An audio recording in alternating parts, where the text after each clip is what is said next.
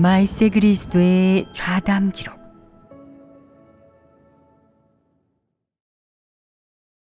다른 측면의 말씀. 발췌문. 사람은 모두 사람의 운명을 하나님이 주재하고 사람의 일생이 모두 하나님의 손에 달려 있다는 것을 인정한다. 그러나 만약 사람의 일생이 어느 시간, 어느 시기에 어떤 큰일들이 발생하든 모두 하나님이 주재하고 안배해 놓은 것으로 사람이 스스로 계획하고 안배할 수 없다는 것.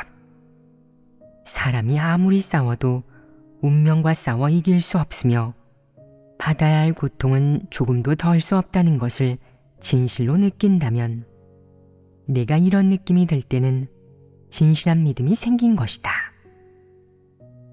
그때 하나님이 사람의 운명을 주재하고 계십니다. 모든 것은 다 하나님의 손에 달려 있어요.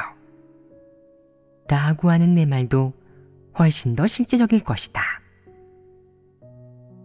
하나님의 주재, 하나님의 지배와 안배를 느끼는 것은 섬세한 일이고 체험하는 일이다. 만약 체험하지 않으면 명확하게 말할 수 없지만 사람이 많이 겪고 많이 체험하면 명확하게 말할 수 있다. 옛말에 나이 50이면 지천명이라 했다. 지천명이란 무슨 뜻이냐? 사람이 막 세상을 접하기 시작하는 20대는 어리고 경솔하며 아무것도 모른다. 사람의 이 한평생이 모두 하나님의 손에 달려있다는 것을 간파하지 못하고 늘 운명에 맞서려 한다. 늘 스스로 능력과 특기가 있다고 생각하며 혼자 힘으로 분투하여 출세하고 관직에 오르고 부자가 되고 싶어 한다. 실패해도 굴하지 않고 언제나 다시 분투하고 쟁취하려 한다. 50대가 되면 돌이켜보며 생각한다. 아이고, 30여 년 동안 세상을 살아오면서 가중고생을 다하고 참 쉽지 않았어. 가정도 일도 자식을 키우는 것도 무엇 하나 계획하고 생각한 대로 된 게 없구나. 이게 다 운명이지. 이게 바로 지천명인데 더 이상 운명과 맞서지 않는 것이다.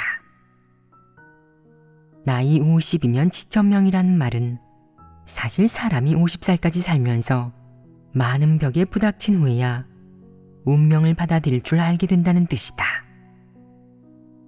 사람이 타고난 운명을 알고 나면 더 이상 운명과 맞서지 않게 된다. 그렇지만 인생이 무엇인지, 하나님이 인류를 주재한다는 게 무엇인지, 사람은 도대체 무엇을 위해 살아야 하는지, 어떻게 살아야 하는지, 이런 일들을 사람이 꿰뚫어 보았느냐? 이방인은 하나님을 믿지 않아 이런 일들을 간파하지 못한다. 그들은 기껏해야 운명을 받아들이고 또한 운명에 대항해도 소용없다는 사실을 명확히 알게 되어 자손이 운명과 맞서는 것을 보면 이렇게 말한다. 순리대로 살아야지. 자손들도 저마다 복이 있으니 관여하지 말자. 그들도 50살이 되면 더 이상 운명과 맞서지 않을 거야. 사람은 대대로 모두 이렇게 살아왔어. 다들 운명과 맞서다가 나이가 들어 더 이상 그렇게 할 수도 없고 타고난 운명을 알게 되면 훨씬 얌전해질 거야. 그렇게 날뛰지도 제멋대로 굴지도 않을 거고 사람도 훨씬 안정적이 될 거야. 이방인은 기껏해야 여기까지 볼 텐데 그들이 진리를 깨달을 수 있겠느냐? 절대로 그럴 수 없다. 왜냐하면 그들은 하나님을 믿지 않고 하나님 말씀을 읽지 않기 때문이다. 그런데 어떻게 진리를 깨달을 수 있겠느냐? 나이 50이면 지천명이라는 말이 사람이 진리를 깨달았다는 뜻이겠느냐? 사람이 사람의 운명은 하늘이 정한다. 있다 하고 믿는 것이 하늘의 뜻에 순종한다는 뜻이겠느냐? 이를 믿는 것만으로는 소용없다. 이러한 것들을 아는 것은 단지 운명과 맞서지 않게 됐다는 뜻이지 진리를 깨달았다는 뜻은 아니다. 사람이 진리를 깨달으려면 하나님 앞에 와서 하나님의 구원을 받아들여야 한다. 하나님 말씀의 심판을 받아들이고 하나님에게서 온 진리와 생명의 공급을 받아들여야 한다. 그래야만 사람은 이 모든 것의 비밀을 깨달을 수 있다. 그렇지 않으면 사람이 70, 80살까지 살더라도 100살까지 살더라도 인생이란 도대체 무엇인지, 사람은 왜 살아야 하고 왜 죽어야 하는지 알지 못한다. 인간 세상에 와서 한 번 사는데 몇십 년을 살아도 사람이 살아가는 게 무엇인지 깨닫지 못하고 끝난다. 죽을 때도 만족스럽지 못할 뿐만 아니라 이일저일 걱정하면서 결국 아쉬움을 간직한 채 떠나는데 아무것도 얻지 못한다.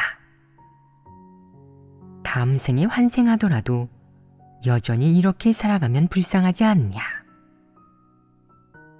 대대로 사람은 이렇게 불쌍하게 왔다가 가고 갔다가 또 온다. 살아있는 사람은 죽은 사람을 떠나보내고 결국 또 새로 태어난 세대가 그들을 떠나보낸다. 이렇게 이어지고 순환하며 흐리멍덩하게 살면서 아무것도 깨닫지 못한다. 하나님의 말세 사역을 받아들인 너희는 다르다. 너희는 말세에 하나님이 성육신으로 와 사람을 구원하는 이 천재이루의 기회를 만나 하나님 말씀의 심판과 형벌을 받아들이고 하나님의 직접적인 목양과 인도를 받을 수 있게 됐다. 너희는 수많은 비밀과 진리를 깨달았고 피조물의 본분을 이행할 수 있게 되었으며 폐괴의 성품이 정결해지고 변화했다. 너희가 얻은 것은 너무나 많은데 역대 성도를 뛰어넘는다. 이는 가장 복된 일이 아니겠느냐. 너희는 가장 복 있는 사람이다. 너희는 하나님의 말씀을 읽고 하나님 말씀의 심판과 형벌을 몇 년 체험하면서 자기도 모르게 하나님이 인류를 경영하는 근본 지지와 하나님이 인류를 경영하고 구원하는 비밀을 알게 되었다. 하나님의 뜻을 깨닫고 하나님의 주제를 인식하게 되었다.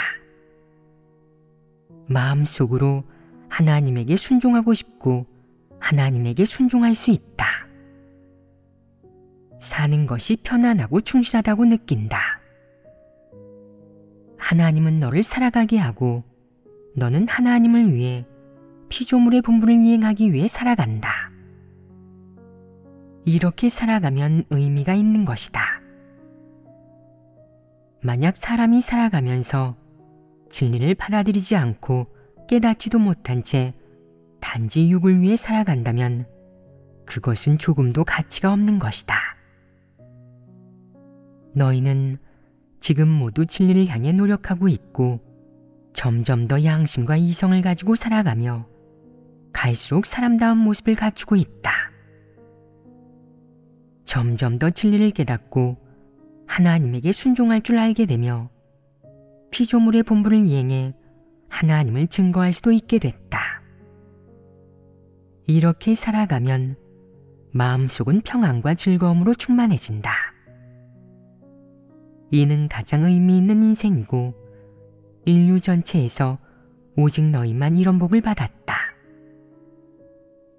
이 광활한 세상에서 인류 전체에서 하나님은 오직 너희를 선택하여 너희가 이 마지막 시대에 큰 붉은 국가에서 태어나 하나님의 부탁을 받아들이고 자신의 본분을 이행하며 하나님을 위해 헌신할 수 있도록 했다. 너희는 하나님의 마음에 든 자들이고 하나님에게 선택받은 자들이다. 이는 가장 복된 일 아니겠느냐. 이는 너무나 복된 일이다. 어떤 사람들은 하나님을 믿긴 하지만 모든 것을 버리고 본분을 이행하지는 못한다. 이는 유감스러운 일이다. 또 어떤 사람들은 진리를 깨닫지 못하여 본분을 이행하더라도 하나님을 위해 힘쓴 것이라고 말할 수밖에 없고 자신의 힘을 보태지만 마음속으로는 여전히 하나님과 거래하며 복을 얻기를 기대한다. 언젠가 진리를 깨달으면 편안하게 기꺼이 자신의 본분을 잘 이행할 수 있을 것이다. 이제 너희는 자신의 생명과 하루하루를 하나님을 증거하고 하나님 나라의 복음을 전파하기 위해 살아갈 수 있다. 이렇게 사는 것이 바로 하나님이 인정하는 것이다. 그건 사실 너희가 이렇게 살아가도록 하나님이 허락한 것이고 하나님이 너희에게 이 기회를 준 것이다. 네가 살아가며 본분을 이행해 하나님을 위해 헌신하도록 하나님이 기회를 준 것은 가장 의미 있는 일이다. 너희는 이 기회를 소중히 여기고 자랑스럽고 영광스럽게 생각해야 한다.